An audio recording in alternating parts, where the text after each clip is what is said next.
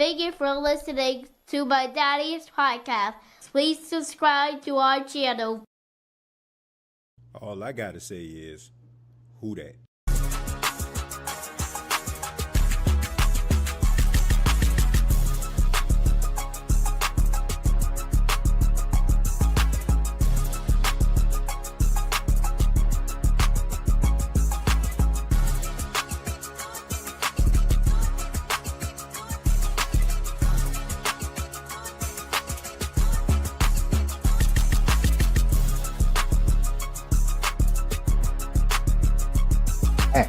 Hit the beanie wing, hit the beanie wing, hit that beanie wing, hit that beanie wing, hit that beanie beanie beanie beanie beanie beanie beanie beanie beanie beanie beanie beanie beanie beanie weenie, beanie beanie beanie beanie beanie beanie beanie beanie beanie beanie beanie beanie beanie, hit that beanie wing, hit that beanie wing, hit that beanie wing, hit that beanie wing, hit that beanie wing.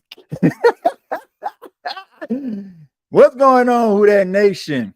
It is yours truly, Timothy J. Jones. And yes, I am the host of the State of the Saints podcast. And thank you so much for checking out the State of the Saints podcast, where we talk New Orleans Saints. I hate to be the bearer of bad news, but it's just me tonight.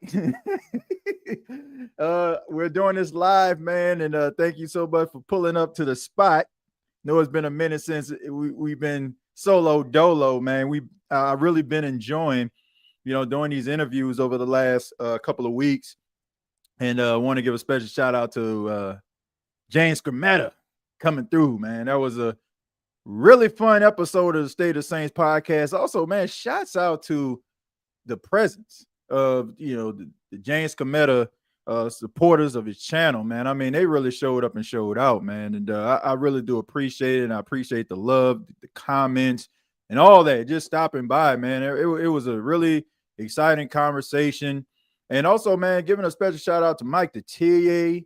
Man, special shout out to all of the people, man. I mean, John O'Barnes, who have come on the State of the Saints podcast and talk football over the last couple of weeks. But we're not done. We're not done. Tomorrow, got my girl, Aisha Morrison, man. She covers the Dallas Cowboys. Look, I know what y'all thinking, all right? But that's the homie right there, man. Of course, she's going to be talking to us about NFC East. She's going to be talking to us about Kellen Moore. Of course, we know that was one of the stops, Kellen Moore. It was actually his first stop as a coach. So she's going to be talking to us a little bit about Kellen Moore. And that's going to kind of stem over to the gumbo pot, all right? We'll come over to the Gumbo Pod and the State of Saints podcast. It's going to be a collaborative effort over there. And also next week, man, I got some people lined up for y'all also, man. Coming up next week, got my guy Rod Walker coming through, Saints beat writer, as well as covering the New Orleans Pelicans. He will be here. And also Ryan from Saints Block Party, he will be on the show next week. And I keep you all posted on a couple more individuals that I got lined up. It's just a matter of like setting up some dates. Shouts out to Mr. Steve Weish. I'm in the process of maybe organizing some time there. So we got some guests, man, that's going to be coming through on the show to provide some perspective about different teams, man. So I'm just asking y'all to bear with me, man. That's the lane that we're going to be in right now, man. So if you like sports, NFL, New Orleans Saints, man, this is the place to be, no doubt about it. A special shout out to all of the people in the chat right now as you file in. Shouts out to everybody that's listening at home, at work, on the go, wherever you are, wherever you may be. Thank you to all those that pulled up to Saints Talk with Timothy J. Jones on Bleacher Report. I really do appreciate it. If you didn't, I'll make sure I put that comment, well, not the comment, but that link inside of the chat so you can make sure that you check it out at your earliest convenience. Thank you very much. But let's go ahead and get into it, man. Let's go ahead and get into it. Let's talk a little bit about Cam Ward. Cam Ward. A lot of people think he's going to be the number one overall pick. A lot of people feel like he could lead a franchise for years to come. And of course, there was some talks and some whispers going around talking about Cam Ward and New Orleans Saints possibly aggressively trying to move up to acquire him.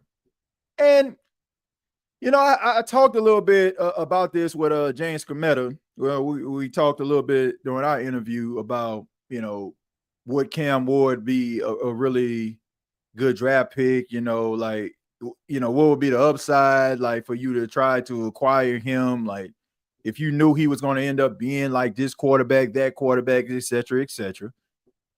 But, when I look at this situation, I said this on the Saints Talk, and I'll say it here on the State of the Saints podcast. I look at it two ways. I look at it in one way. I look at it like, are you in love with Cam Ward? Are you in love with him enough for you to be able to risk it all to try to acquire? Now, with that, that when you aggressively try to move up to get a draft pick, especially a number one overall pick, you better be sure that you're right. Like, there's no room for error. Now, we know what the Carolina Panthers were going to look like if Bryce Young didn't get benched and didn't come back as a different version of himself and look like he can absolutely ball the freak out. We know what that could have ended up being like. And I don't have a problem. I don't have a problem with the Saints moving up to get Cam Ward. But once again, you better make sure that you are sure. Like they say in church, you better know that that this is going to work in your favor. And also, I look at it another way. I look at it like, will Cam Ward answer all of your questions, solve all of your problems? Will he do that? I don't think so. I don't think you think so. I mean, feel free to comment down below if you feel like Cam Ward is going to solve all your problems, but I don't think that's going to solve what is wrong with the New Orleans Saints and what has been wrong with the New Orleans Saints over the last 3 to 4 seasons. Now, I'm not going to try to knock the New Orleans Saints and all that kind of stuff. I mean, but I'm going to be honest. I got to be real. I got to be honest. The Saints have not made the postseason in 4 seasons. That is a fact. A fact. This is something that can't be disputed. They have not made the postseason. So with that, if you're not making a postseason, whatever you're doing isn't working. I don't care. Look, I'm sorry, Mickey. I'm sorry, my friend. But you can't say look beyond the results if the results look like this. You can't say that just because the results don't reflect, I guess, what you're doing. I'm paraphrasing here. You can't say that you don't know what you're doing. I'm sorry. Okay? If I go outside and say, hey, Jerry, hand me that basketball. Jerry out there playing basketball. And I'm like, man, give me a shot. And I shoot the ball over the rim. Next time I shoot it, I'm hitting the back of the barn door. I can't say, man, I'm the next Steph Curry. Can I say that? Hell no. You'll think that I'm crazy. That's my whole point. You can't say that just because the results don't reflect it don't mean that we're doing something wrong. Yes, it does. That's a fact. You, my friend, have to make sure that you are hitting it out of the park. You have made some mistakes, whether you want to admit it or not, that have put the Saints in this position. Rather, it's you were too trusting when it comes to coaches' decisions. Rather, it's the fact that you allowed a lame duck coach, a bad football coach in Dennis Allen, not head coach, not football coach. Defensively, he's good. Head coach, you allowed him to be over this team and set the team back. Not to mention some of the draft picks, like trying to be, in my opinion, one of the smartest people in the room instead of just going with the obvious and individuals that can actually give you that immediate impact. You decided to travel to Houston and draft Peyton Turner. You decided to go a little bit further towards West Texas and go to El Paso or San Antonio, and get Marcus Davenport. Those weren't the best decisions. And also the decisions that you end up getting right, they end up being wrong for you because you drafted players and put them in positions that they weren't comfortable with. So when it comes to Zach Barnes, CJ Gardner-Johnson, y'all know the usual suspects. I sound like a broken record when I say this, but They find success because it seems like the teams that they end up going to puts them in a position where they feel comfortable. You got to hit the ground running. Cam Ward, to me, will solve a problem, but he won't solve the problem. And what the problem is, you have to get better at drafting and developing players. Going with individuals that will give you that immediate impact. Look at the Detroit Lions. Matter of fact, let's not even look at Detroit for a second. Look at your very own team back in 2017. Back in 2017, you had the best. There we go. I got the camera and it follows me everywhere I go. Y'all see? Hey, got me over here. Hey, got me over here. You produced the best draft class in NFL history. I don't care what anybody says. Marshawn Lattimore, hit. Marcus Williams, whether y'all like him or not at this stage, hit. Alvin Kamara, hit. Alex Anzalone, hit. Trey Hendrickson, hit. Muhammad, hit. That you hit in the draft. You hit. All of those players that I just named, they playing somewhere. Making their team better because of their existence. You don't even have to look at any other team. All you have to do is follow the blueprint. You trust the process and you hit it out of the park. Jeff Ireland, this may sound crazy to some, but he knows what he's doing. He gets good players. Problem is he getting the good players or the great players that can fit your team? And the answer in most cases is no, he has not. So all I'm saying is don't try to make this situation harder than what it has to be. It doesn't have to be that hard. If you're in Georgia, in Athens, watching a Georgia Pro Day, and you see Malachi Starks out there, and he's out there making plays and showing his athletic ability, loose hips. Like they say, oily hips. I don't know how a scout just came up and they got oily hips. Anyway, he's out there handling up on business. He's looking like one of the best safeties, or he seems like he can make your team better. If you feel like the team needs a safety, draft him. More than likely, what you're actually seeing on the field and what he actually showed you in Pro Day is going to translate to the field. He's going to make an immediate impact. Michael Williams, right? Man, all of these different dudes that are on this football team that have got drafted, showed you in college that they were a beast, showed you in the pros that they're a beast. To me, the process doesn't even have to be that hard. Yes, of course, you got to do your due diligence because you want to make sure that you got the right guy, and you want to make sure that, he has a really good, foundation. You want to make sure that, he's a good leader, he's teachable, et cetera, et cetera. But I feel like sometimes teams talk themselves out of a sure thing.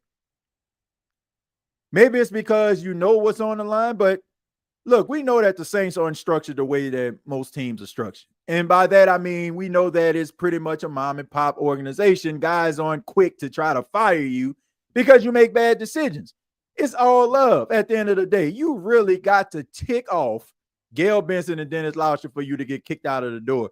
As crazy as this sounds, Dennis Allen being fired by the New Orleans Saints is a little bit of uncharted territory. We know that the New Orleans Saints hold on to coaches the way that Warren Buffett holds on to his money. We know that. Like, we know that they not trying to kick guys out of the door. Like, you really got to do something like this, absolutely, like, just off the wall. Like, people just got to throw their hands up and say enough is enough. So with that being said, you know that the decisions that you make, they aren't going to cost you your job, especially Mickey Loomis. Like, Mickey, you ain't going nowhere. We know Mickey isn't going anywhere. So I would rather get a sure thing, a player that I know is going to be a really good football player on my football team, than to try to make this situation harder than what it has to be, like someone that maybe is a general manager of a team like the Carolina Panthers, where the owner will fire you just for sneezing at him, sneezing in his direction, or even, like walking. Like, I want to believe that I heard that he seen some candy on somebody's desk and fired him. Like it's not like one of those situations, right?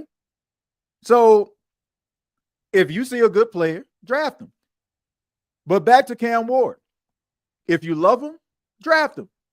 If Cam Ward ends up being a really good draft pick, if the Saints move up for him, guess what? Nobody would care. I said this on Saints Talk. People remember decisions more so than not when they were bad decisions. Like if the Saints end up trading up for Cam Ward and Cam Ward end up being a generational talent for the Saints or looking like Jaden Daniels, nobody cares. Nobody cares. Like nobody will even remember that. You don't remember, like, this is another thing I said. No, you don't remember what the Saints gave up for Alvin Kamara, do you? I don't. But Alvin Kamara is one of the best, if not the best running back in Saints history, is he not? But if I tell you, what did the Saints, or ask you, what did the Saints give up for Ricky Williams? I guarantee you, the majority of you will tell me. Man, they gave up an entire draft pick for Ricky Williams. We all know, right? I mean, because it was a bad decision. And it, like that's just the way that it goes. But all I'm saying is be in love with the guy. Happy birthday, Tech. Just be in love with the guy. If you're in love with him, I guarantee you, Saints fans will follow suit. Because here's the thing. People are sitting. They just sitting outside the club, man. They just waiting for the club to open, right? But at the same time, we know. And where my club goers at, or used to be club goers like myself, we know that you don't want to show up to the club at 9:30.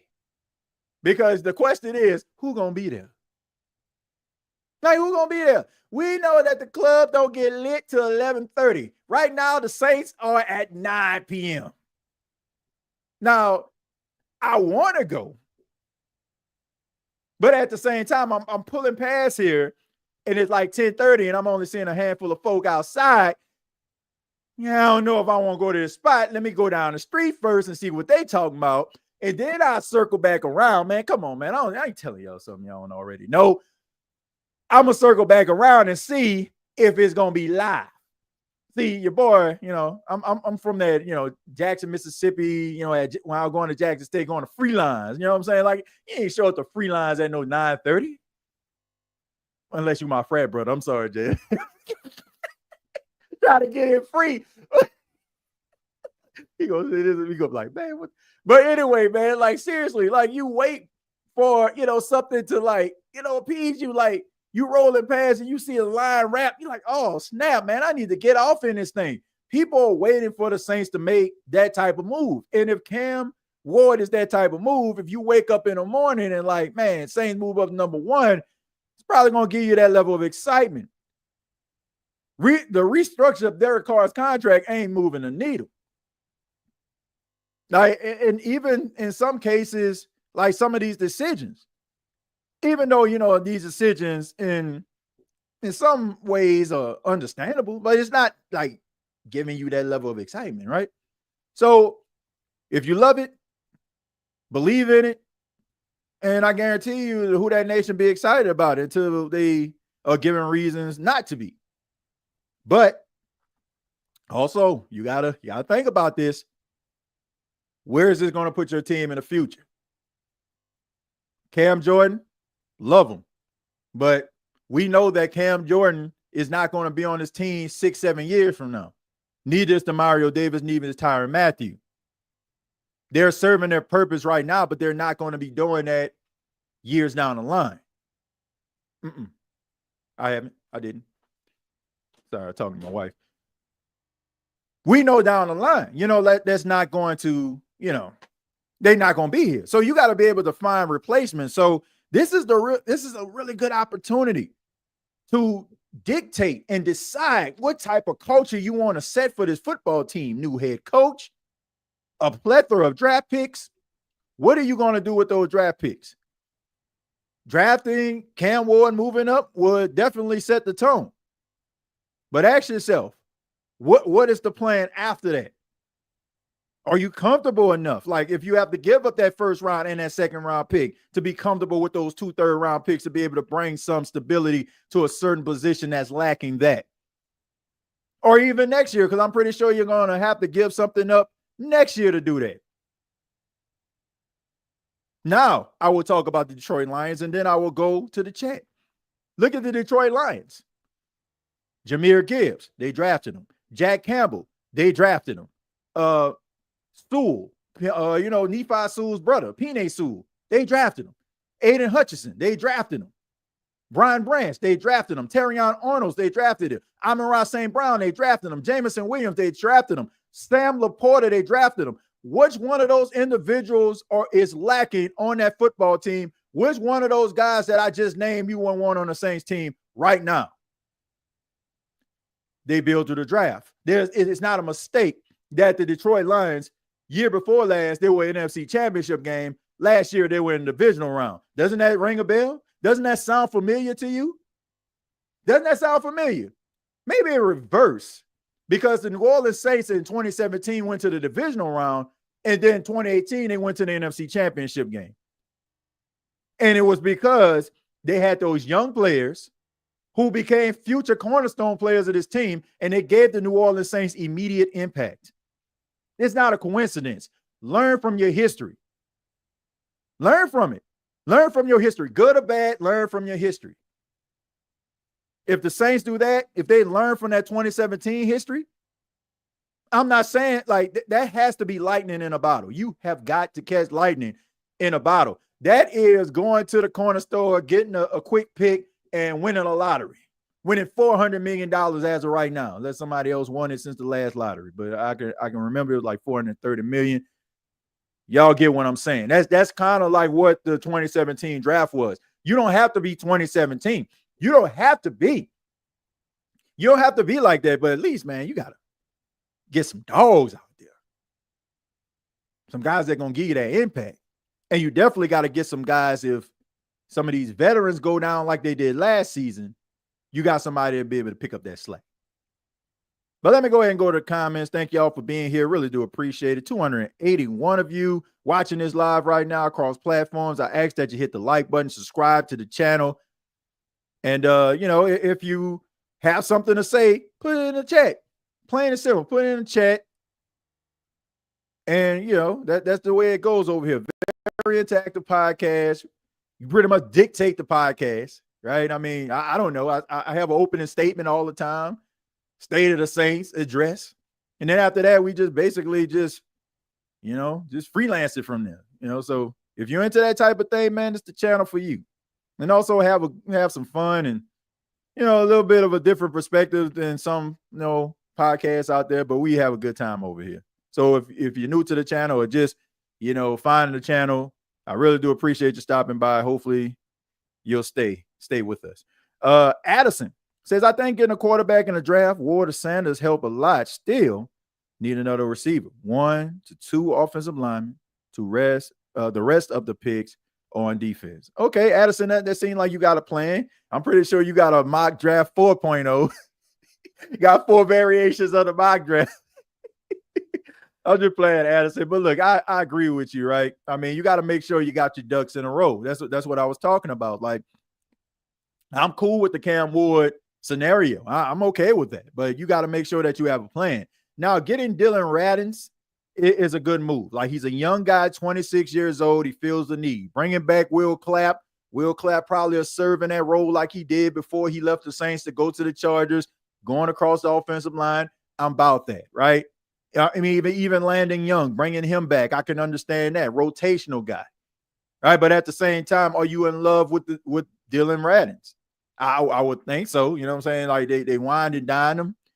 He brought him in for a visit. I mean, he checks all the boxes. This is a young guy. I've started in quite a few games. And, when you went to North Dakota State, man, I mean, that seemed like that's just a stamp of approval when it comes to offensive line. I don't know what it is, about North Dakota State offensive linemen. Maybe it's the fact that, is cold in North Dakota. When you think about like the football and the Great White North, you think about the running game, offensive line. When I think about being cold, I think of Wisconsin, right? And Wisconsin has produced some of the best offensive linemen ever. Like so, even on the defensive line, it just seemed like it's just a place that the trenches are built, right? Like when it's cold, like I guess everybody crashing into each other, snowing outside. I guess it just sets the scene and just feels like I got something there. So I'm not mad at the decision. He's a young guy.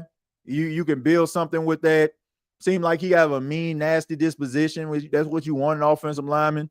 He played for the Titans. Definitely want something like that. The Titans throughout the years, at least when they had Mike Vrabel, they were nasty. They were mean. They get down in them trenches now.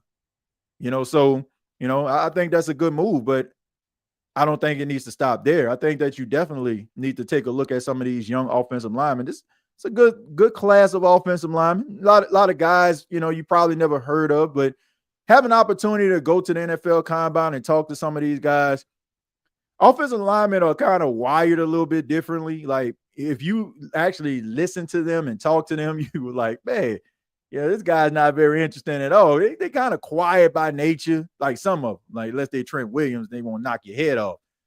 Like off the field too. Like say they want the smoke after the game over, but but like they're quiet, right? They ain't trying to like make too much noise. They have a worker ant mentality. They just do their job, go home. Like Ryan Ramczyk, one of my favorite Saints of all time, one of my favorite New Orleans Saints players. Like everybody talked about how quiet he was, but there was nothing quiet about his football game when he was healthy. So get yourself some offensive linemen, and maybe get another young guy, in here. But that's the way that things need to go, and it seems like that's the way things are going for the Saints. Alfred, thank you very much for the $4.99. Says, what about the Rams? They got their quarterback and built around him, and didn't even have a first round. The future is cool, but it's all about the now. Let's win now, Alfred. That's a good point, but here's the thing. You're absolutely right about your Ram analogy, what I'm saying, or example that you want to use. That's fair. But answer this for me. How many times have we seen a team who has a front office like the Rams that can find a Puka Nacua, who can find a Cooper Kupp in those late rounds, and those guys give you that level of success? There's a reason why Sean McVay is one of the best coaches in the league. There's a reason why this guy, when he was thinking about walking away from the game, the Rams basically gave him almost virtually whatever the hell he wanted. It's because he's good at taking whatever you give him and finding a lane for it. There's not too many coaches out there that can be able to do that. I can probably name a couple on one hand that's actually in the league right now. He's one, Andy Reid is another. But we have seen on countless occasions, Alfred, that teams building through the draft by getting players rounds 1 through 7 have been able to open a window for themselves where a breeze is hitting everybody in the house, right? Because the window is so freaking open. You have your mom or your dad or your grandma like, man, it's stuffy up here. Open up a window. And then that wind just come rushing through the door and you can just feel that fresh air. That's what the window that some teams have, put together have done. Like they have opened windows and lanes through the draft. Like me personally, I have nothing against free agents. I don't. But free agents, to me, are only going to solve the problem for a moment. Like it has to be accompanied by something, right? Like I could give you red beans, right? Yeah, you'll eat the red beans, but you want some rice with that joint too, right? You want some smoked sausage up in that thing too, right? It has to be accompanied with some bay leaves in this thing. Like you want it to be accompanied by something. Like free agents are cool, but you have to be able to do it. And you mentioned Matthew Stafford. Yes. Matthew Stafford was already finished product, and he wasn't a free agent. You traded for him, but they did such a good job at building through the draft. They made smart decisions. All on top of bringing in free agents. They have a really good front office and a coach with a plan. And that's not something that we see every day. That's not something that a lot of teams have. That's the reason why coaches get fired by the boatloads year after year.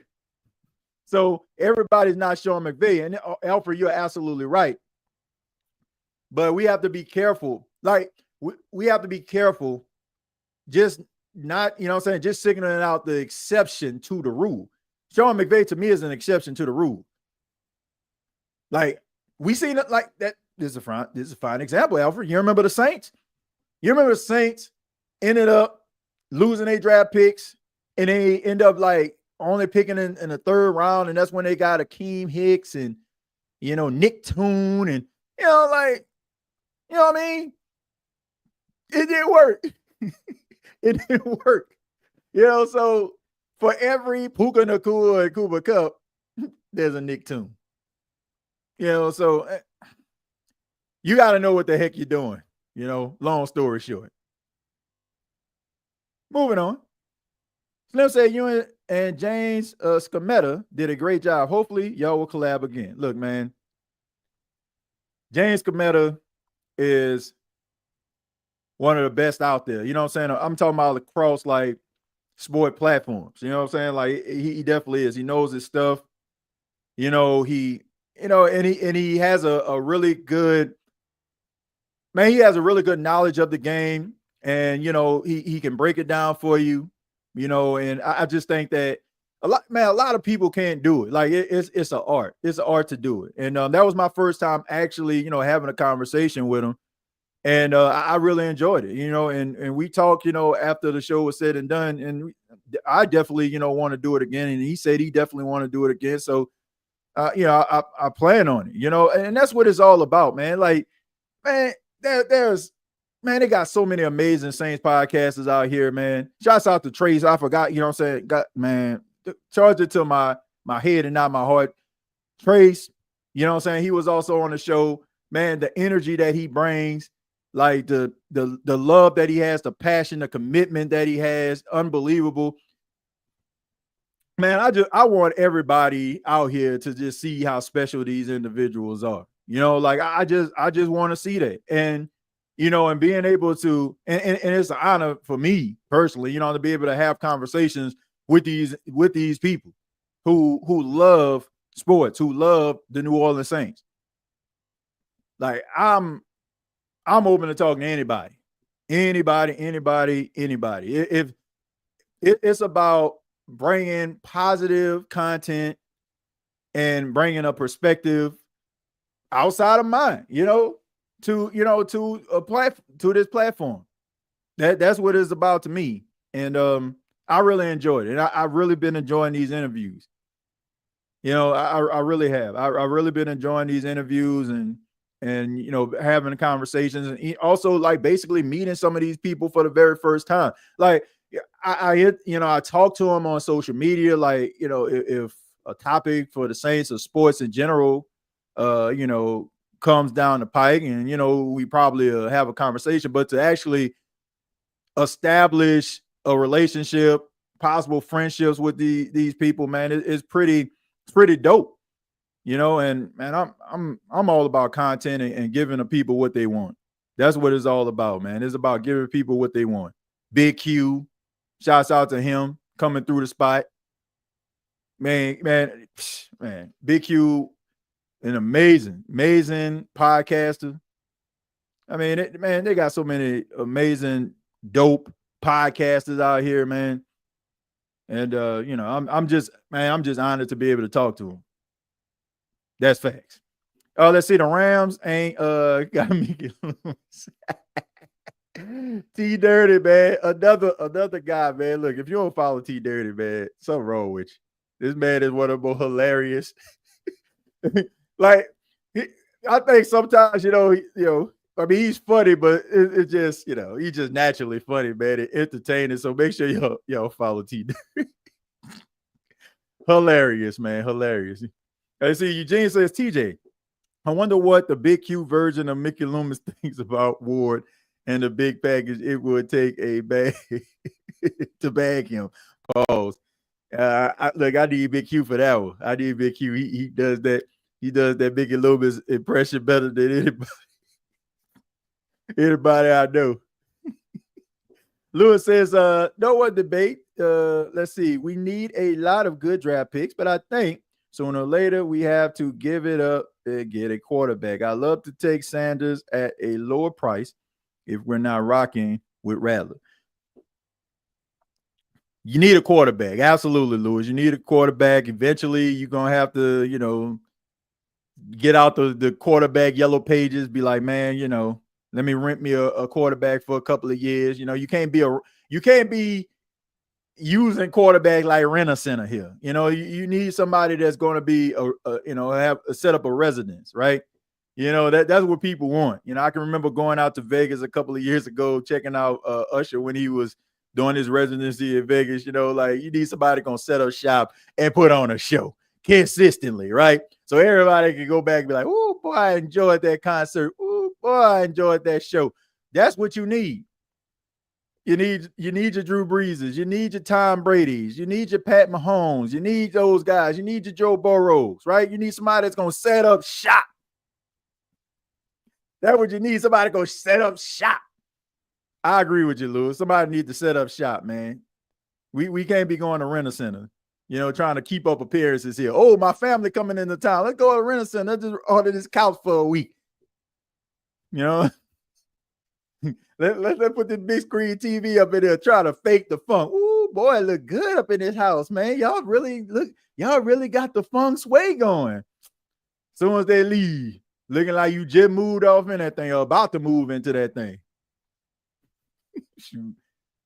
Let's see. I take a shot at Ward, but Olave, AK off limits, and all players in rookie contracts. I give up this year 1 and the 4th with Carr. I'm pretty sure some of y'all give up Carr for a bag of Doritos, but but look, that's a good segue, and I appreciate that, Professor.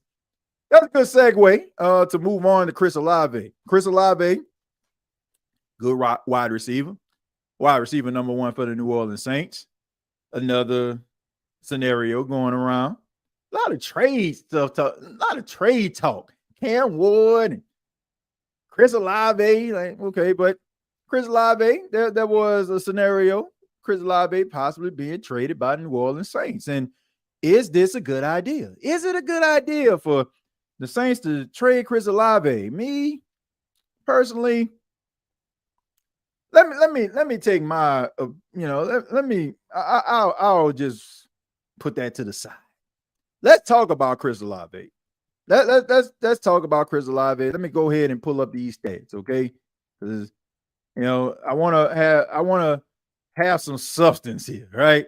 You know what I'm saying? I want to just be style. I want to be substance. All right. So let's look at Chris Olave. All right. Chris Olave, 2022 had 72 catches for 1,042 yards. 2023, he had 87 catches for 1,123 yards.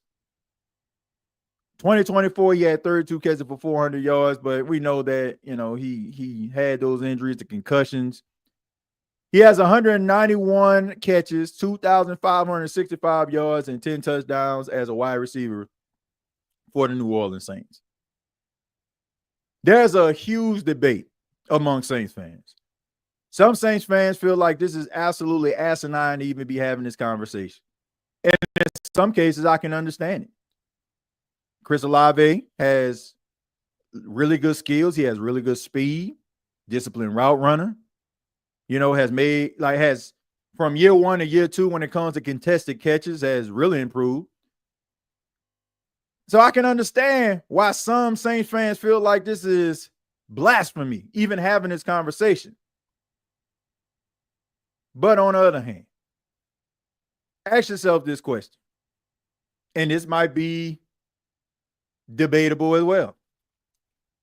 Chris Olave is up for a contract, right? I mean, you got an option to pick up his 5th-year option, or, you also want to think about paying him, right? Now, think about some of the wide receivers over the last 2 years that got paid.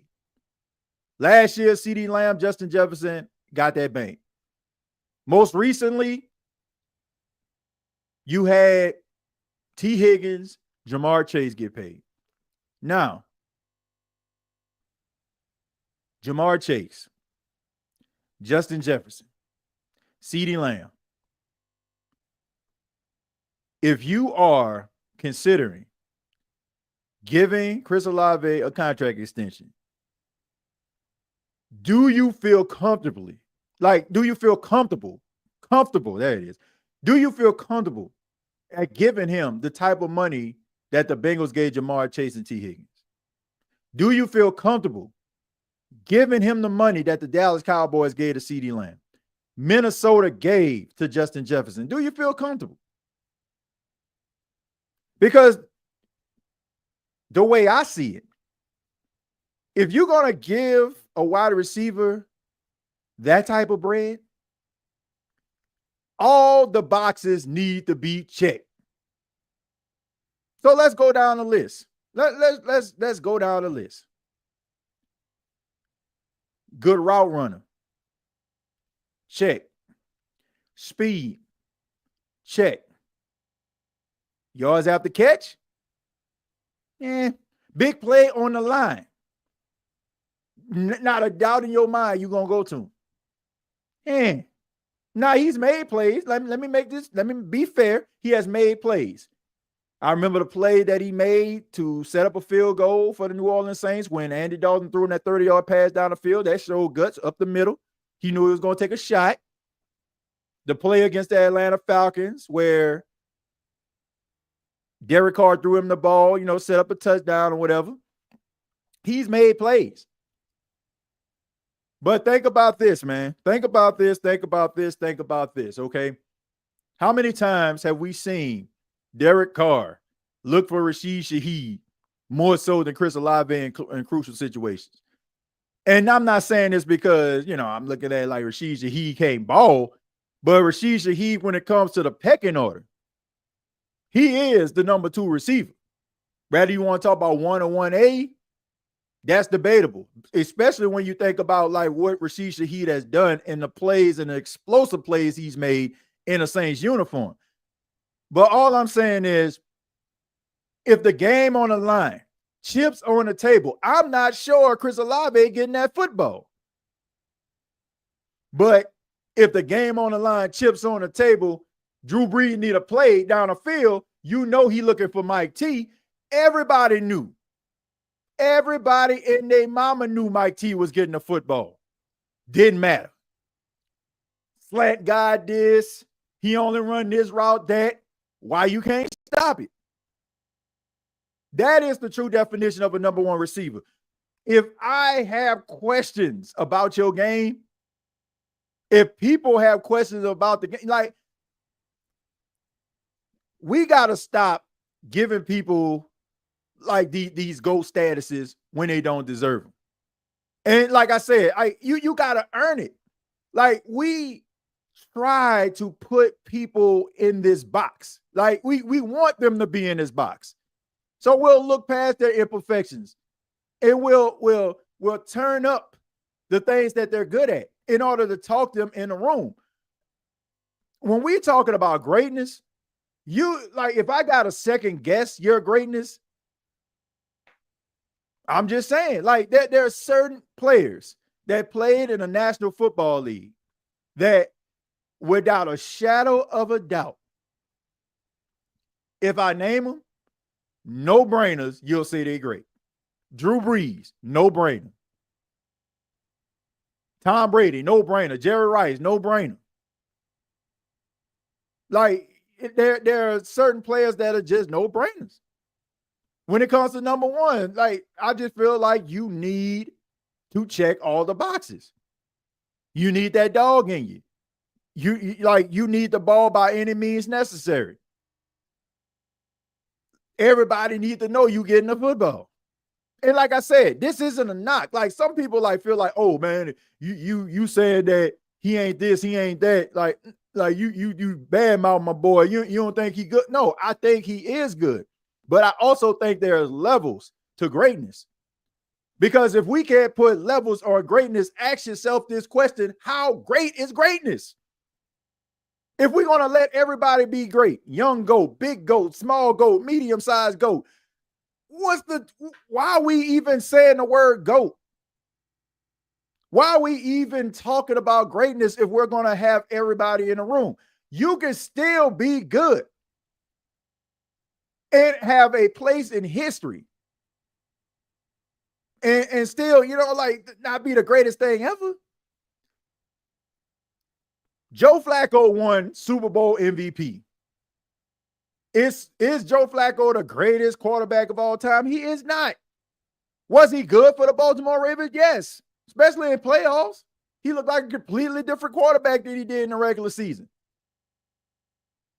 Andre Iguodala, for my basketball fans, he won Finals MVP with the Golden State Warriors. Good player, especially when he was with the Sixers. But is he like a great player? No. But he still has a place in history. That's all I'm saying. Like, you can be good, really good. Like, people can talk about you, talk about the plays that you made, but how great is greatness if we putting everybody there? That's all I'm saying. You have to check all the boxes. This isn't me being biased. You have to check all the boxes. We have to stop trying to talk people in the building, and we got to make those individuals earn it. If I'm seeing people in the chat right now, because I'm talking and looking at the same time, people are talking about Derek Carr. Okay, that's a fair assessment. The way I feel right now, here's the thing. This is what people don't understand. Like, people will run this back. Chris Olave ends up playing well or playing out his freaking mind. People say, man, TJ, you remember when you said this? You remember you said this?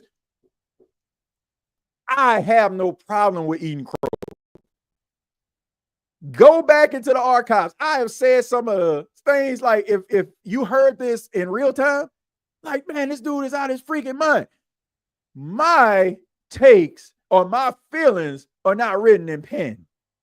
Like, it's not to a point where, okay, let's just say for the simple case of argument, it is a Derek Carr issue. Let's just say, like, Saints get another quarterback. Let's just say they draft Cam Ward. Cam Ward be able to give, Chris Olave the ball, and Chris Olave just going out there balling out his freaking mind. I will come back on this podcast, and man, the White House couldn't write a better apology than I would give Chris Olave. But at this particular point, at this particular time, I am only going by what I see. I see greatness in Justin Jefferson. Like, he stays healthy, Hall of Fame. No doubt about it. Not a doubt in my mind. Whatever it is, when it comes to like being that top guy, I see good, not great. At least not yet. Now, you can talk about, oh, it's the quarterback fault. You can talk about, oh, it's the, he injured this, that, and the third. Like, you can talk about all that, and it might end up being true. Because some people would say, well, when Jameis Winston was the quarterback, I can remember Chris Olave catching a pass and going for 189 yards against the Carolina Panthers. I remember. Down there went 200 yards. Should have had 200 yards. That was a pass that he threw down the left sideline to Chris Olave. Chris Olave honestly should have caught it. I think he got 1 foot in bounds. He would have had about 220 some odd yards in that game. So you can say, oh man, like if he was getting fed the ball like that, yeah, okay. So if another quarterback comes in, he gets fed the ball like that, turns into that, I guarantee you. State of Saints podcast. Thumbnail with Chris Olave will say T.J. Jones or Timothy J. Jones, apology to Chris Olave. But I'm only going by what I see right now. And his game leaves a little bit to be desired. So if the Saints were to trade Chris Olave, would I feel like, that's crazy? It's not to a point where I just feel like it would just be one of the worst decisions I've ever seen. It's kind of like with Brandon Cooks. Brandon Cooks, really good receiver for the Saints, was the number one when it comes to the depth chart. In comes a second round pick out of Ohio State named Michael Thomas, and Brandon Cooks becomes expendable. Why? Because not that Brandon Cooks was a bad wide receiver. He is not. We know Brandon Cooks isn't bad. Brandon Cooks has been a 1,000-yard receiver in the league for years. But at the same time, like, the Saints felt that Michael Thomas gave them something more than Brandon Cooks did. It's a business at the end of the day. Teams are trying to elevate themselves. And sometimes the decisions that they make is for the betterment of the team. It's a business. So you have to pick up the phone, and at least listen and see what these teams are talking about. I'm not saying like put them on a trade block and like, come on, come on. Chris Olave here. Like, here he is right here, 6 foot tall, 190 pounds. No, what I'm saying is like, you got to pick up the phone and see what they're talking about. There's a reason why on most of your mock draft boards, you got Tataroa McMillan on your board. There's a reason why some of you got Trey Harris on your board. There's a reason why some of you have Jaden Higgins on your draft board. There's a reason why you got Matthew Golden on your draft board. That's all I'm saying. Like, and you know, I'm not saying to trade him, but you got to pick up the phone at least. Because he at this time, he's not checking all the boxes. And also, this is unfair, but you got to think about the history of concussions. You got to. You got to think about that. Football is a cruel business at times. Teams think about the future of their organization more so than they talk about or care about some of these players, like, to be honest with you. Like, they think about, yeah, I love this player. He's been great for us, but this organization going to be here way past that player's expiration date. So those are the type of things that teams are going to think about. Fair or unfair? I'm just telling y'all the truth, man. There's levels to greatness. There's levels to greatness. I feel like greatness and GOAT status is just being tossed around like a beanbag right now. Like, we thinking in real time we're actually seeing greatness, and we're not. We're just seeing a moment in time or something that's just absolutely spectacular, and we get captivated by the moment. We get captivated by what we're actually seeing. But can that moment, that great moment, be replicated? That is the true definition of greatness. When you can replicate that moment night in, night out, day in, day out, through your training, through your mentality, big game moments. It ain't even got to be sports, life moments. That is the true definition of greatness. We cannot minimize it. And we also just can't minimize how special a player is, or amplify it, or try to get them to like, I got to get this guy in the room. I got to get him in there. Come on, man. Greatness is precious to me. Like, I'm not just giving out greatness left and right. Like, I'm not giving out greatness like Girl Scout cookies. Like, I'm just not. Like, you like, Deion Sanders hit the nail on the head. Like, it can't, like, the Hall of Fame cannot be a Lifetime Achievement Award. Greatness cannot be Apollo Kids. For those that didn't watch Showtime at the Apollo, they used to have a segment on there called Apollo Kids. They'll let the kids sing no matter how awful they were. They wouldn't boo them. They'll just cheer them, right? It didn't matter if they were as talented as the first kid that came out. Everybody just get the clap. I mean, they didn't even bring out Kiki Shepard. If you don't know who Kiki Shepard is, look up. She's a legend. But all I'm saying is, like, yeah, the kid performed. Yeah, let's give him a hand. We can't treat society, we can't treat sports like Apollo Kids. You gotta treat it like amateur night. He ain't bring it. Man, he was all right, you know what I'm saying? But he ain't going no further than this stage right here. I mean, how many guys, women won a amateur night? All of them didn't have a multi-platinum selling record. I mean, they got a VHS where they could go back and tell their grandkids, like, this was me on Apollo and I won.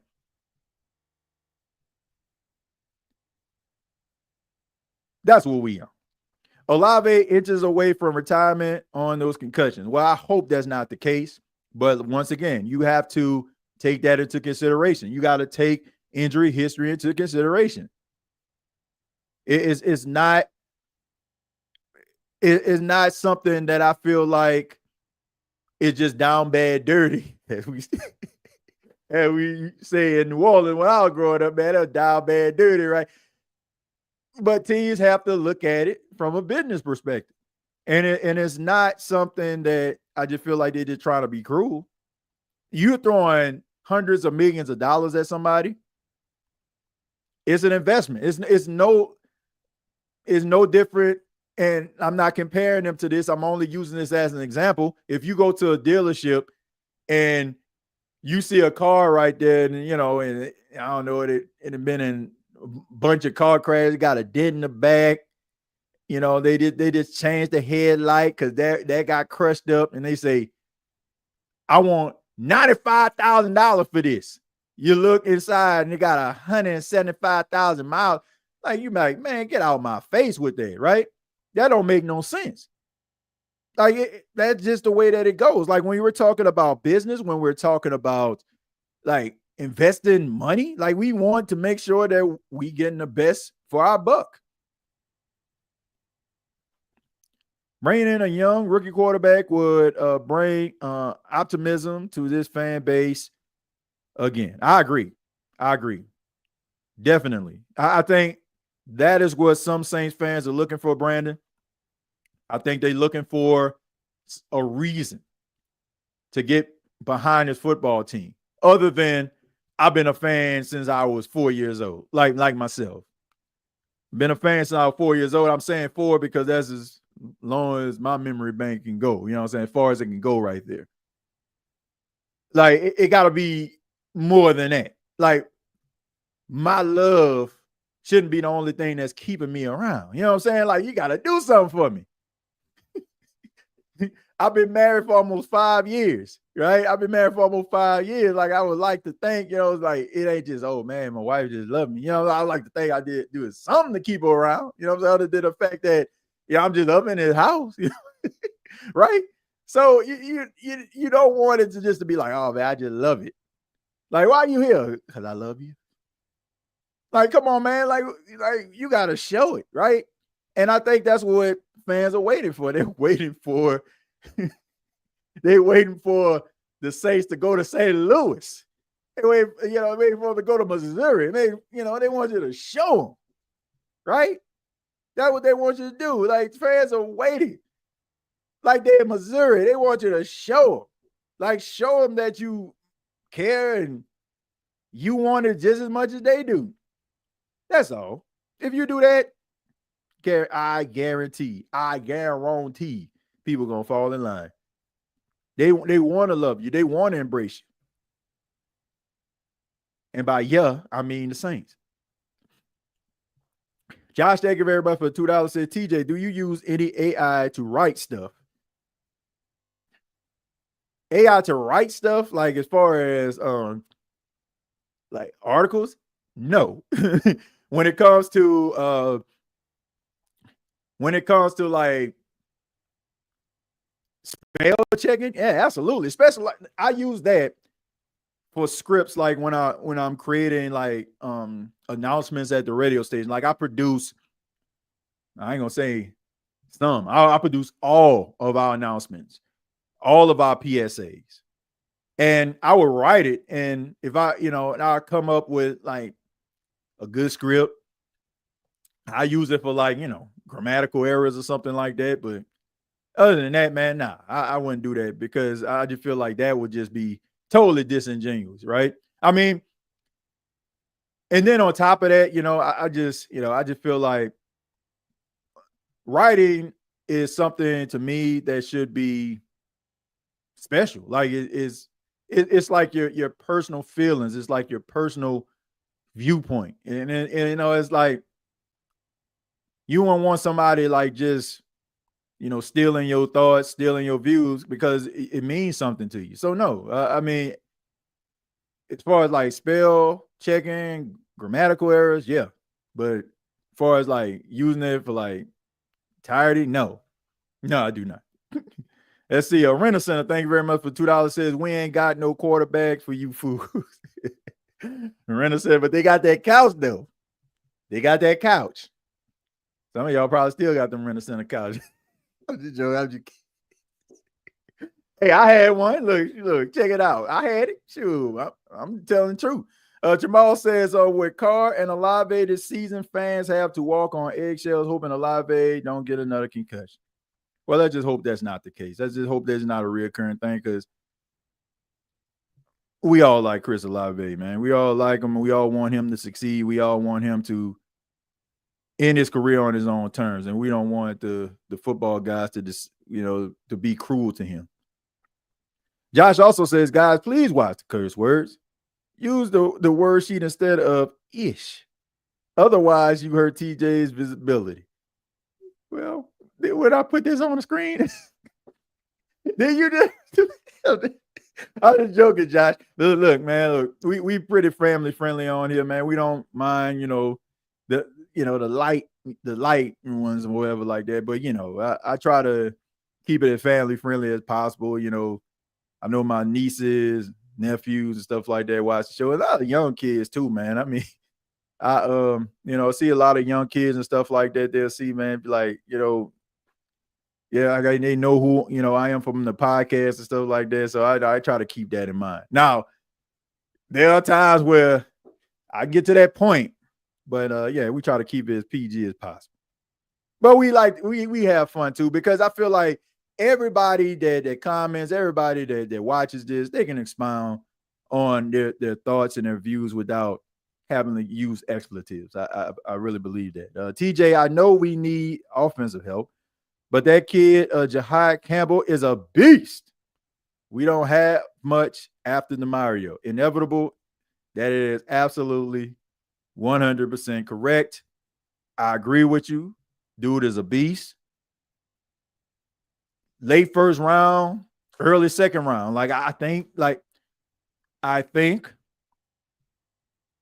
that he could fall to you in the second round. I don't know now. Pro day look like them pro days moving some of these guys up that ladder. But if the Saints don't, and inevitable they choose defense, that would definitely be a guy that I'm looking at. Motor run high, no cold motor, smart football player, dog mentality, leader.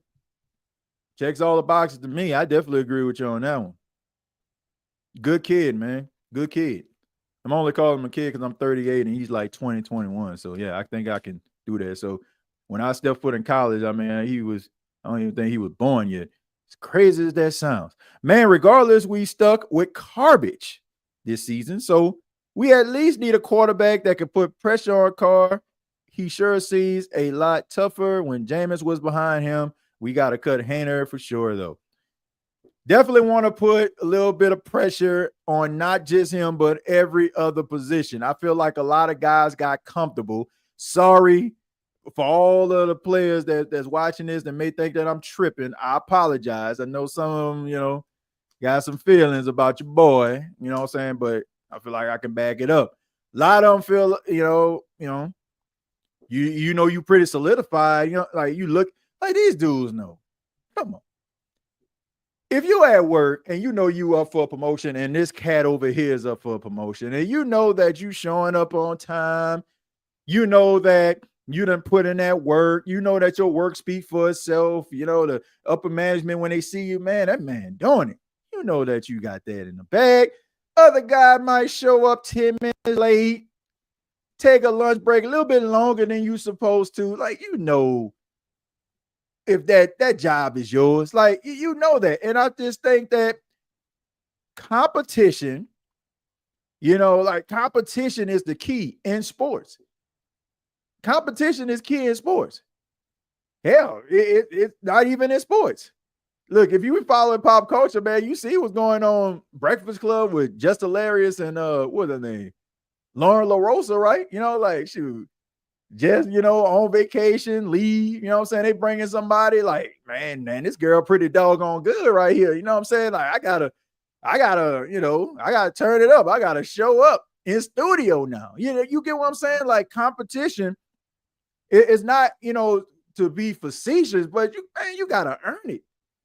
You can't just go up in there, man. I'm 5-time all pro. I'm multi-time Pro Bowl. That's cool. But sometimes, man, like you can fall asleep at the wheel. Sometimes, like the tortoise in the hare, the hare went to sleep. Oh, I got a big lead, man. Let me go ahead. And next thing you know, that tortoise is at the finish line and you can't catch up. But you need that competition, right? You can't fall asleep. Sometimes, like you need that person that'll be able to push you. Iron sharpens iron. Unless you know for a fact that you got that franchise guy that you don't need to worry about because he's going to show up early. He's going to be the last one to leave, first one to get there. Y'all get what I'm saying? No need for that. But, if I'm looking at practice and I see a guy and I'm looking at the coaches spending way more time with him than he is with me, I'm just saying. So you need somebody that's going to be able to push you. But I agree. You got to be able to do it. Like I do feel like that kind of changed Derek Carr's perspective when it came to playing and being available for his football team. Looking at Spencer Rattler, looking at Jake Haener, yeah, I think I could be out for about 2 to 3 weeks. I think I could do that. But Jameis Winston, though, like, hey, man, hey, people love him, big arm. We know he's capable of throwing for 300. It might be one of them games where he throw for 4 touchdowns. We seen it. Might not be that 1 touchdown, 3 interception game. I'm just saying. So you need somebody that's going to be able to push him. That's in every position. That's in life. TJ, a great example. I've been watching him on here for years and like his opinions more than most Saints commentators. Well, I appreciate it, man. But I just think that everybody has their own individual style. I like my style, but I also have an appreciation for other people's perspective and styles that they come with. So, I do appreciate that. I really do. It means a lot. It means a lot to me that I see so many people email me and post and talk about how long they've been supporting this podcast and, just rocking with me as long as you have. I really do appreciate it, man. That means a lot. Lord knows I don't take that for granted. I don't get the Haener hate. His debut wasn't any worse than Rattler. Josh, you my guy, but I don't know. That was pretty bad. Look, I say this all the time. Jake Haener is a smart football player. He is a smart football player. If we are having State of the Saints podcast 5 years from now, we having a conversation about former New Orleans Saints player Jake Haener, is decided to stop playing football and become a coach, it would not surprise me in the next 10, 15 years, Jake Haener is coaching somebody's football team. He is that smart. Jake Haener, to me, his biggest issue is not his size, not his arm strength. It's in between the ears. And by that, I mean like he's in his own head. I feel like he's the guy that knows all the answers to the test before he goes to sleep. And then he knows all the answers when he wakes up in the morning. And he knows all the answers when he's brushing his teeth and washing his face and putting on his clothes. He's walking out the door, and now he's going to the classroom and then he sits down and he knows all the answers. And then, pow, the test paper hits the desk and he forgets everything he knows. That is what I feel about him. I just think that he's in his own head. He knows the material. I think that if you were to talk to him about football, you would come away from the conversation believing that this guy knows his stuff. But I just think that he's in his own head. I think it's just the opportunity, like the moment, like, man, I can't believe I'm here. I'm here. I'm here. And man, you go out there and it's different when you're in a simulation, right? I mean, it's different. Like, I'm saying, when you just basically out there, I'm saying? Like, oh man, this is what we need to do, this, that. Okay, we got it. But when them live rounds being fired at you, is a little different, man. Like, okay, when we practicing, I'm hitting it. Because we've heard it. We read the articles. Jake Haener looked like the best quarterback out there today. He looked really good today. It's different, man. So I don't think what's going on with Jake Haener has anything to do with his talent level. I just think that he overthinks things and he gets a little bit too excited. And I just think that he gets in his own head. But yeah, it wasn't a good performance, man. I'm sorry. It wasn't. Like, it wasn't a good performance. But like I said, it's not because of him as a quarterback or a player. Like, I would not be shocked. I've said this on countless occasions. I would not be shocked if Jake Haener is a coach in the National Football League on a college level, coaching and winning football games as a coach. And rather as a coordinator, rather, a head coach down, like, it would not surprise me. That he is that smart. He is that smart as a football player. But sometimes, like, being the smartest guy doesn't always mean that you're going to be the best quarterback. If that's the case, Ryan Fitzpatrick would have been the best quarterback in the NFL. I mean, it's with the Harvard, for God's sakes. Now, he stayed in the league for a long time, but he also collected every jersey imaginable. he moved around a lot. So that doesn't always translate to the field. As a matter of fact, you're a new head coach. Very smart football player. I mean, wasn't a very, decent NFL quarterback, but wasn't going to, be no franchise guy. In a perfect world, if we somehow got Ward or Sanders, Carr would definitely win out. Well, I think that if you end up doing that, I think the right is pretty much on the wall. Let me go back to a conversation that James Scametta and I had last episode. He made a very good point. He said, when it comes to Derek Carr, like, him not being around, him not showing up, when people thought that maybe this would be a great opportunity for him to connect and show that he's committed, he didn't show up. So maybe a conversation was had behind the scenes, and also could be a possibility that your boy won out. I mean, we know that it wasn't his decision to restructure his deal. It was put in his contract. Question is, would he have done that if the Saints didn't put that little bit of fine print inside of his contract? Would he have done it? Who knows? But also, Saints showing up to Miami Hurricane Pro Day, I mean, and it wasn't like, oh, it's just, the quality control guy or the guy that was getting coffee downstairs or the guy, that puts the binders together, color coordinator. He wasn't the guy that was showing up at the Miami Pro Day. The Saints, they had the head honchos. Kellen Moore was in that thing. Kai Harley was in that thing. They were representing. You get what I'm saying? They, like, when I was in college, like, when we used to have these little talent shows and different things like that, they used to always do the Greek shout outs. And, like, every Greek organization was trying to sound louder than the other, right? And the louder they sounded, like, man, they representing the night. That's how the Saints came through. They was representing that day. So that tells, like, if that don't tell you, if that don't tell you something without telling you something, then I don't know what to tell you. I don't know what to tell you. Take a few more, then we're going to go ahead and get up out of here, man. I'm having so much fun. I didn't even look at the time. We are an hour and 14 minutes into this thing. Y'all gonna have me sleeping on the couch. I told my wife I was gonna go an hour. Let's see. Dennis Ellis said, Hater looks good. That's like Mickey Lobis said, Dennis is a great head coach. Well, let's be fair. Let's be fair. All right. Let's be fair to right. Let's be fair. Okay. Now, if you're trying to instill confidence inside of somebody, you're not gonna say, "Well, what do you think about Jake Hader?" Well, I think he averaged at best.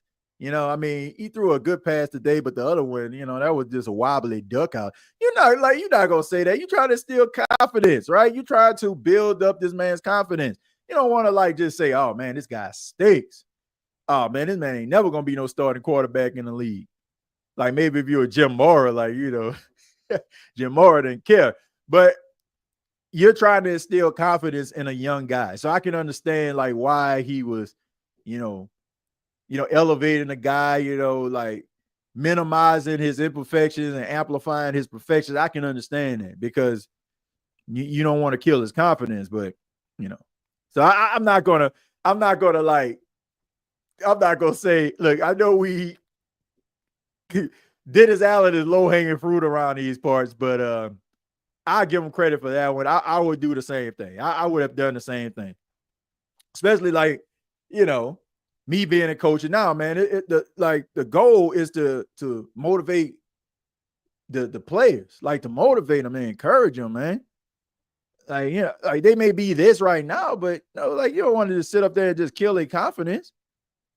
Everybody wants to hear their good qualities. I think they'll be more prepared to hear the things that they lack, but they also want to hear some good too. I'm here for a reason. I got drafted for a reason. I put up these many yard touchdowns for a reason. There's something. I got some type of thing going for me. So I get it. I'm not gonna knock him for that. I'll probably do the same thing if I was the coach. Cam Ward said it would be a dream come true to play for Kellen Moore. So, man, Slim, man, I'm telling you right now, these dudes trying to get drafted, bro. they try to get drafted. If he were talking to a Seattle Seahawk beat writer right now, what you think about, man? It would be a dream come true to play for Mike McDonald. I promise, man. Mike McDonald, I've been following him since he opened up that McDonald. Man, these boys gonna be well wishing. I'm so happy to be here. Oh, shucks, gee golly. Look, man, you trying to get drafted, man. Everything that these guys say and do is being watched. And you may not be even in a stratosphere when that team picks, but you also want to be saying the right things. Because you never know. You never know what you can possibly say. And you may have to end up possibly being drafted by that team. That team may decide your fate. Now, I believe what he's saying, but yeah. I mean, he's trying to say the right thing. I'm trying to get drafted. I'm trying to get this money. You feel me? I'm trying to get this bread. Whoever gonna give it to me, here I am. Send me. You get what I'm saying? I'm gonna say the right thing. But I get what you're saying, bro. Yeah, I mean, he said that he, grew up. He grew up, watching, the Saints, and he was able to do that, maybe to name all players and stuff like that. I really believe him. But man, a lot of these guys are students of the game too. And don't look past them agents, man. And don't look past them PR people, man. They gonna have you. They gonna have them comments. Dress right, dress. You get what I'm saying? They about to have you slipping up. They gonna make sure you get they gonna make sure that you get that bread because that's their job. But no, I don't feel like what he was saying was disingenuous, but man, these boys trying to get drafted. Look, I know they're gonna sound crazy to some of y'all because you're looking at it from a fan perspective, but let's just say for us that, come on, man.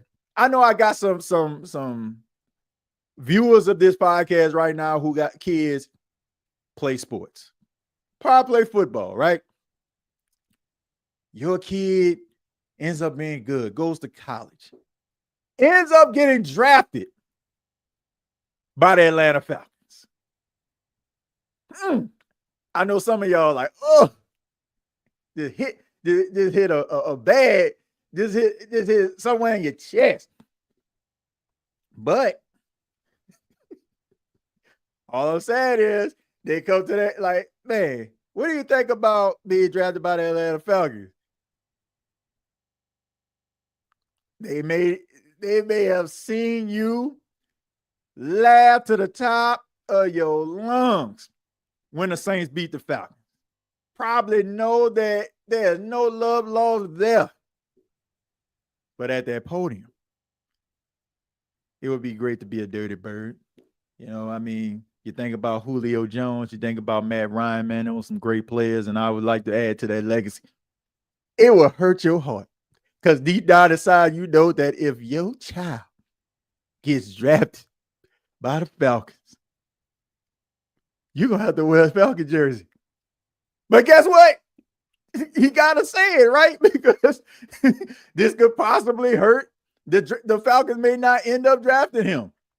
He might end up going somewhere else, but his comments about the Falcons may dictate. It may dictate if another team drafted. So ain't that a tough position to be in?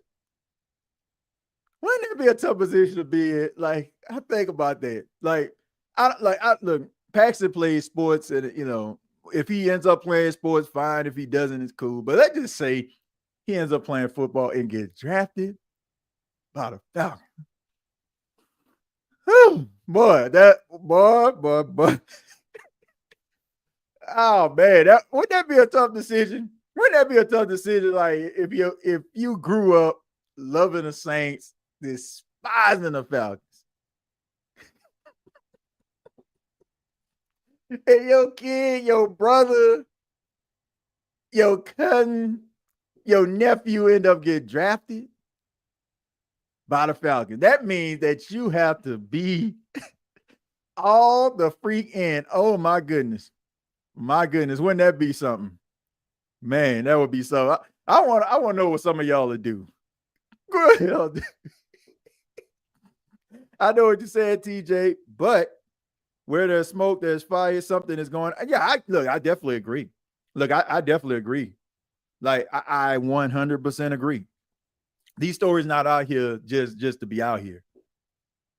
You know, over the course of time, like when you go to these different events and you see how these stories start making their rounds, there's definitely some validity behind it. There's also a lot of chess playing going on as well. And what I mean by that, folks, is if you've been on social media, have y'all seen like some of these tweets that are going on? Oh, the Tennessee Titans are scheduling an exclusive one-on-one visit with Cam Ward, and oh, they just love him so much, and it's going to take a king's ransom for them to move off this spot because they love him so much. Why do y'all think they saying that? Why? Because they got that team over there that's shaking and quivering in their boots because they want this dude. They know that the Titans have the number one pick, so they want those teams to pick up the phone so they can fleece them boys. They play a chess, not checkers. I'm not saying that they don't love Cam Ward. I'm not even saying they don't want Cam Ward, but they're also letting you know that if you want him, it's going to cost you. And it's all like, and we know that, you know, these teams start coming out and putting this information out here. These other teams be looking like, I wonder what they saw. I wonder what they heard. Like, man, everybody said they was going to get that guy. They didn't get him. I wonder what's wrong with him. What happened? They're not going to tell you. Or they'll probably tell you some nonsense, you know, to make you reluctant to draft that player. But they probably just said it because they don't want to see you be successful. Football is not just played on Sundays, folks. It's played Monday through Saturday as well in these front offices. Just keep that in mind. But definitely, I agree with you. There's definitely some fire there, and we see the smoke. The Titan GM would have to leave town if he passes on. Well, I don't. Yes and no. Yes or no? It depends. If they draft a dual Carter and a dual Carter ends up being the next Lawrence Taylor, next Ray Lewis, or is he gonna have to get ran out of town? No, I don't think so. Abdul Carter deserves it. If they draft Travis Hunter, I mean, come on. I don't like people will be upset. Like, man, I think we need a quarterback. I don't think I trust Will Levis, but we got Travis Hunter. All right, like a dual Carter. Oh man, this dude gonna be a beast, man. Y'all seen what that plays he made at Penn State? All I'm saying is like bad decisions end up being bad or becoming bad when everybody realizes that it was a bad decision. At the time, if they draft Travis Hunter with the number 1 pick, seemed like a great decision, unless Travis Hunter don't end up being everything that he needs to be. But I don't think it would be to a point people run out of town. Now, if you just want a quarterback, feel like Will Levis ain't that guy, he ain't that dude, then I mean, I definitely agree with you. I understand why you would be upset about that, but I don't think it's to a point, that they would leave town or they will run him out of town. I don't believe that. I don't believe it because there's too many talented players in this draft. TJ, I'll be smiling myself once that check clears. Look, I understand that, but that's a tough decision to be in, though. Yeah, I mean, it'll be a great moment, of course. Think about that loved one that get that opportunity, but knowing that you have to cheer for a team that you grew up despising your entire existence, that would have to take some adjusting. That would have to take some adjusting too in order to do that. But yeah, I agree with that. Josh let me know that I missed this super chat, and I assume that he's coming in as Cam Ward says, I always wanted to play for the Titans. I mean the Saints. Oops, wrong podcast. Josh, thank you very much, aka Cam Ward. Thank you very much for the $5.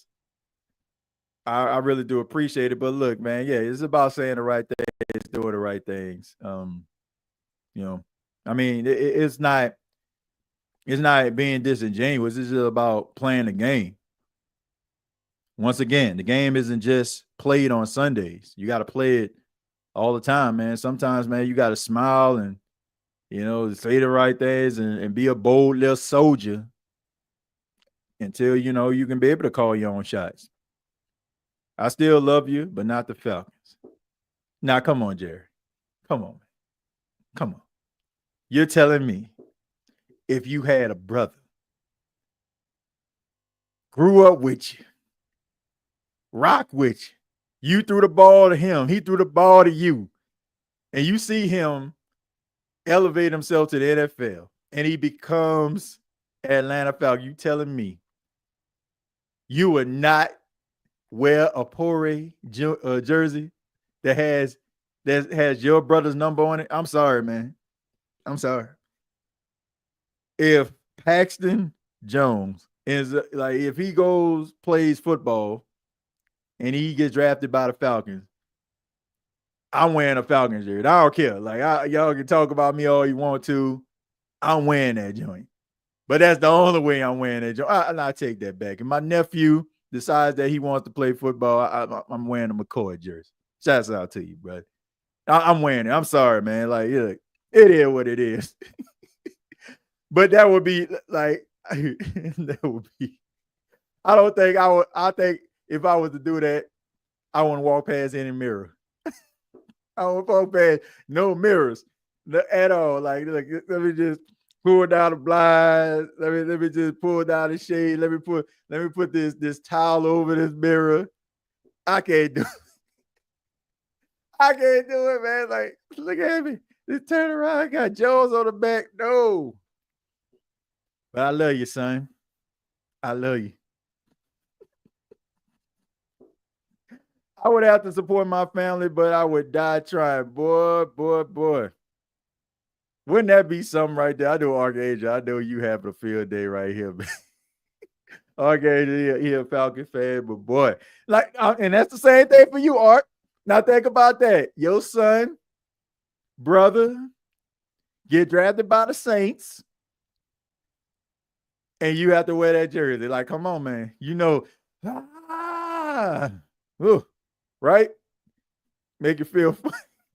Look, I'm sorry, man.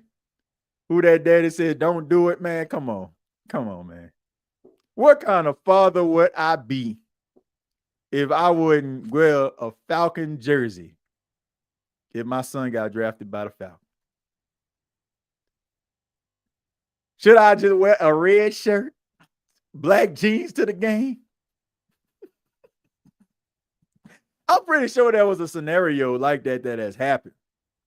I'm pretty sure there's a scenario throughout the course of NFL history that has happened where a father, a mother, grandma, grandpa grew up a certain fan, and their grandson's son ends up getting drafted by a team that they despise, and they got to wear that jersey.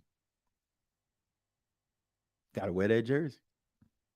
So, I don't know. Let's get a trace. Be like, the New Orleans Saints have traded with the Atlanta Falcons to acquire the rights for Paxton Johnson. Like, I can't do it, coach. Like, come on, man. Desperate times call for desperate measures. But man, look, this has been a fun episode. I mean, I really do appreciate you all for stopping by here on the State of the Saints podcast. Hope you had as much fun watching this and listening to this as I had just giving it to you. And I really do appreciate it.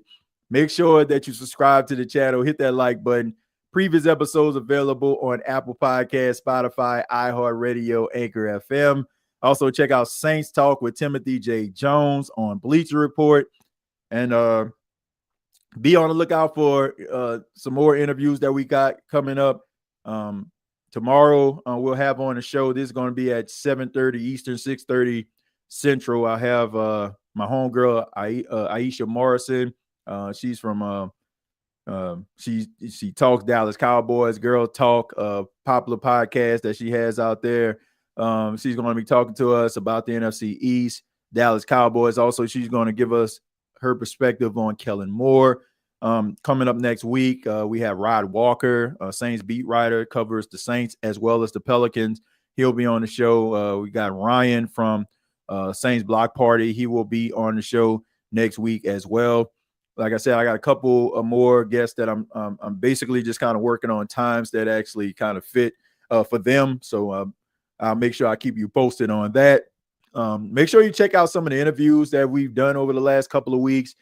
John O'Barnes, Big Q, James Scametta, so many others that we have interviewed. Trace, yeah, man. I have some more. Like I said, some more guests that we're going to be coming on the show. So a lot of them, I'm pretty sure that you all know. So make sure that you be on the lookout for that and check out those interviews. There's a section here on the channel where it has like podcast interviews. So if you don't feel like scrolling, like there's a section for that where I put all the interviews that we've done. I put that into the playlist so you can check those out. And if you're driving, shouts out to all the truck drivers out there. You want to kind of just roll and kind of listen to some interviews, some Saints talk, got that for you.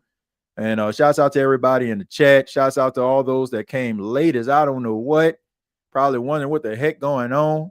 Probably going to have to be kind and rewind. Shouts out to them after show. Shouts out to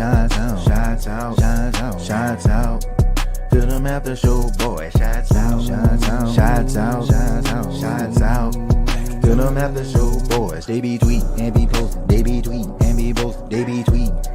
Yeah, them after show boys. They be tweet and be post. They be tweet and be post. They be tweet. Yeah, them after show boys.